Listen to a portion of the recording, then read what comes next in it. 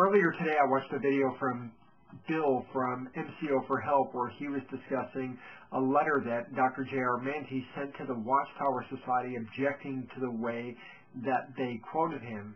And I know that there's a lot of Jehovah's Witnesses out there who think that that letter is probably fabricated and that Christians are making this stuff up. So what I thought I'd do is I thought I'd play a little clip from J.R. Manty himself where he discusses exactly what he thinks of the Watchtower Society's New World Translation of the Scriptures. To support its beliefs, the Watchtower organization has published its own version of the Bible called the New World Translation. To lend credence to this translation, the Watchtower Society has deliberately misquoted a number of well-known Greek scholars. Dr. J.R. Manty, an eminent Greek scholar, was one of the authorities quoted out of context. The Watchtower Society has implied that he supports the New World Translation. Dr. Manty disagrees. I have never found any so-called translation that goes so far away from what the Scripture actually teaches as these books published by Jehovah's Witnesses. They are so far away from what there is in the original Hebrew and the original Greek. Dr. Manty called the Jehovah's Witness Bible a shocking mistranslation, obsolete and incorrect.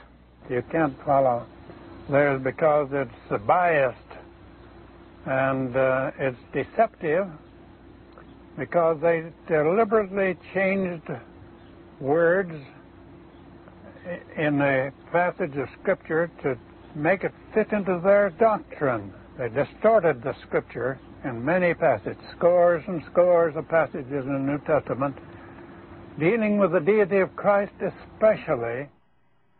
I think it's abundantly clear from that clip that not only did Dr. Manty not support the New World Translation, he actually thought it was a rather wretched translation of the Scriptures.